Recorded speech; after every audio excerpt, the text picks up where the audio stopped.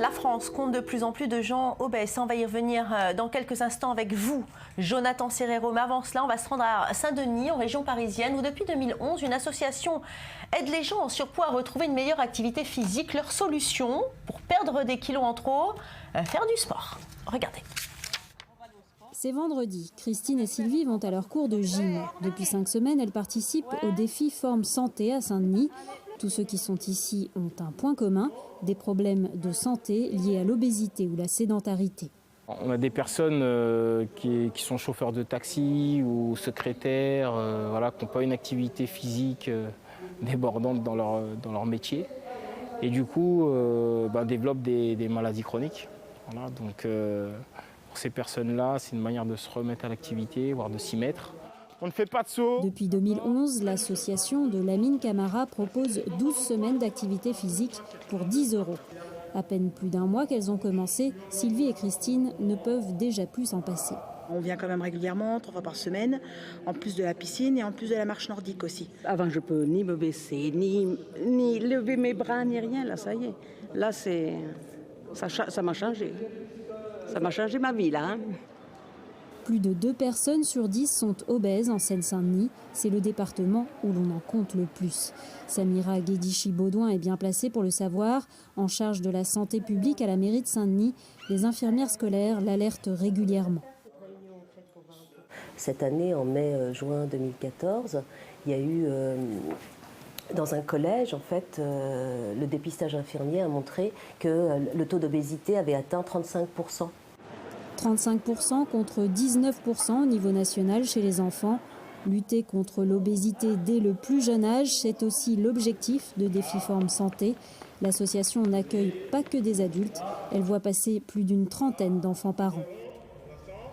Alors on l'a dit en prélude de ce reportage, Jonathan Serrero, les Français sont de plus en plus gros et les chiffres de l'obésité sont en hausse. Oui, d'après une étude menée par le journal Le Monde, en collaboration avec l'INSERM, l'Institut national de la santé et de la recherche médicale, et effectuée aussi sur un échantillon de 29 000 personnes, hommes, femmes confondus, toutes et tous âgés entre 30 et 60 ans. Un Français sur 2 de plus de 30 ans est déclaré, Valérie, en surpoids. 16% sont eux déclarés obèses, une obésité qui touche aussi bien les hommes que les femmes, puisque 56,8% des hommes souffrent d'obésité en France, contre 40,9% chez les femmes. Chez les plus de 50 ans maintenant, environ 40% des hommes de cette tranche d'âge sont en surpoids et 34% chez les femmes. Toujours d'après cette étude, l'obésité chez les femmes est beaucoup moins importante, car évidemment moins acceptée par l'ensemble de la société, très attachée au canon de la beauté. Oui, mais en fait, ça veut dire finalement, Jonathan Serrero, que garder la ligne, ça veut dire appartenir à la couche supérieure de la société? Oui, c'est l'une des conclusions de cette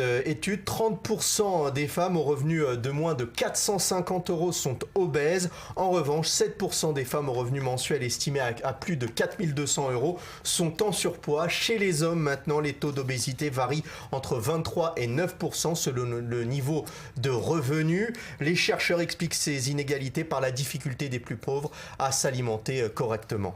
Alors certes, les chiffres de l'obésité en France sont inquiétants et le pays se situe quand même en dessous de la moyenne européenne et même très loin derrière, Jonathan Serrero, un pays comme Israël. Ça, c'est inquiétant. Oui, avant de revenir sur les chiffres de l'obésité ici en Israël, on va découvrir le classement européen de l'obésité et on s'aperçoit là que la France est largement distancée par des pays comme la Grèce où 27,9% des hommes sont en surpoids. Chypre et la Grande-Bretagne complètent ce podium peu glorieux. En Israël maintenant, Valérie, près de 30% de la population adulte souffre de surpoids et Israël, elle, occupe aussi une peu glorieuse 2e place mondiale concernant l'obésité infantile cette fois, puisque 500 000 enfants sont considérés comme obèses dans le pays. Oui, on attend d'ailleurs des réformes à l'école pour que les enfants puissent pratiquer plus de sport oui. À l'école.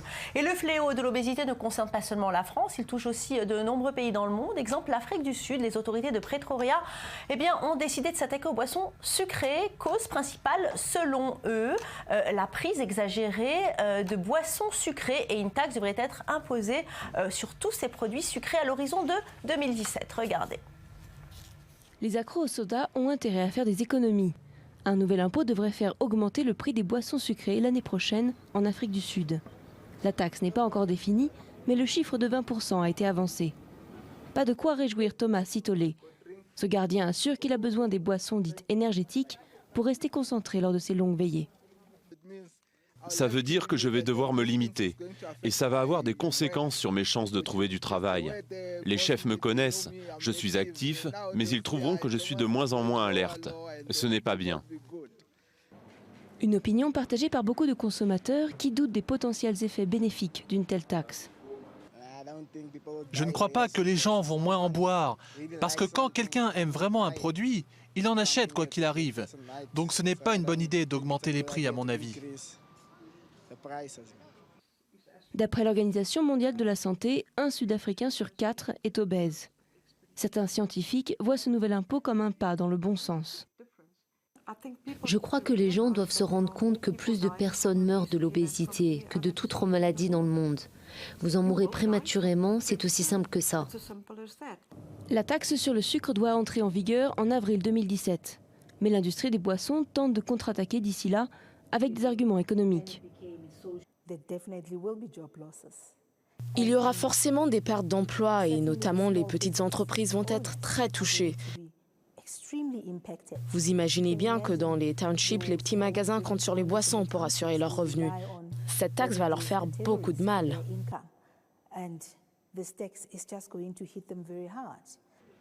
D'autres pays ont recours à des législations similaires. Le Mexique a mis en place son impôt sur les boissons sucrées en 2014 et d'après une étude, leur consommation a baissé de 6% dans l'année. Alors, faire du sport, faire attention à son alimentation, surtout être encadré de professionnels. Mais vous, Maurice Effergan, aujourd'hui, vous avez relevé une solution pour les obèses ou bien ceux qui veulent perdre du poids. C'est prendre un café le matin avec du beurre. C'est pas vraiment sérieux.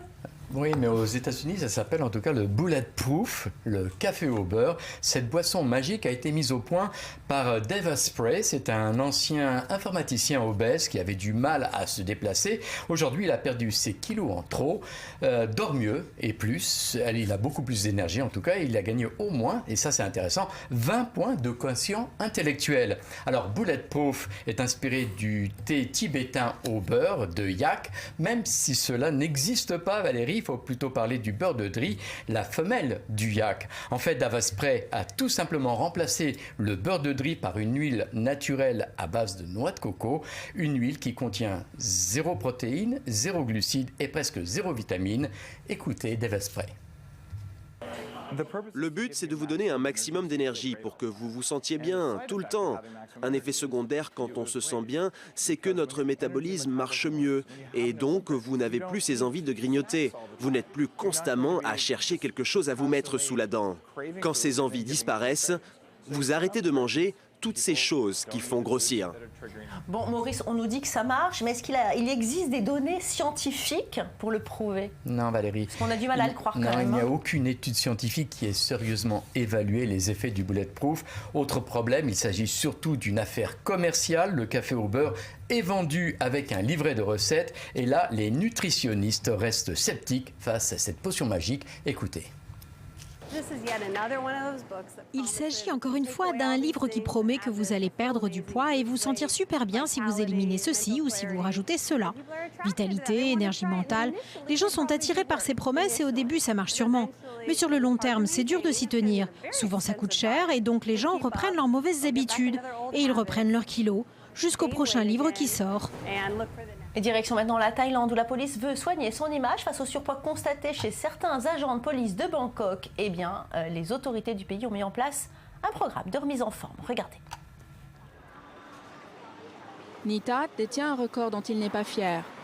Il est aujourd'hui l'un des policiers les plus gros de Bangkok et peut-être même de toute la Thaïlande. Chargé de faire la circulation dans le centre-ville, il a vu le nombre de voitures et son tour de taille s'accroître au fil des années. Et il n'est pas le seul. Les autorités thaïlandaises parlent même d'une tendance inquiétante au surpoids de ces policiers. Des responsables ont donc lancé un programme de remise en forme. Plusieurs fois par semaine, Nitat prend 1 heure sur son temps de travail pour venir faire de l'exercice ici. Quand je travaille, c'est vraiment difficile parce que quand je gère la circulation, quand je suis au milieu de la route, entre les voitures, je suis parfois touché, frôlé par les rétroviseurs. 58 policiers de la circulation ont rejoint ce programme sur la base du volontariat. Afin de les motiver, ceux qui perdront beaucoup de poids bénéficieront d'une prime. Les hôpitaux supervisent exercices et régimes pour garantir qu'ils soient sans danger. Même certains des plus anciens policiers de Bangkok y prennent part. Pourquoi les policiers sont gros? À cause du type de travail fait par la police de la circulation. Et aussi à cause des heures de travail. La plupart d'entre eux travaillent depuis tôt le matin jusqu'à tard le soir. Quand ils rentrent chez eux à la nuit tombée, il faut qu'ils mangent. Et ils n'ont pas le temps de faire de l'exercice. Les cours proposent du yoga, mais aussi des activités plus énergiques pour aider à brûler les calories. Objectif, améliorer la santé des agents, mais aussi l'image de la police. Il est probablement difficile pour eux de bouger. Donc quand le public voit ces gros policiers, il se dit « Comment vont-ils courir après les méchants ?» Nitat a déjà perdu 6 kilos depuis avril et plus de 7 cm de tour de taille. Son objectif est encore loin, mais c'est un chemin qu'il est prêt à parcourir.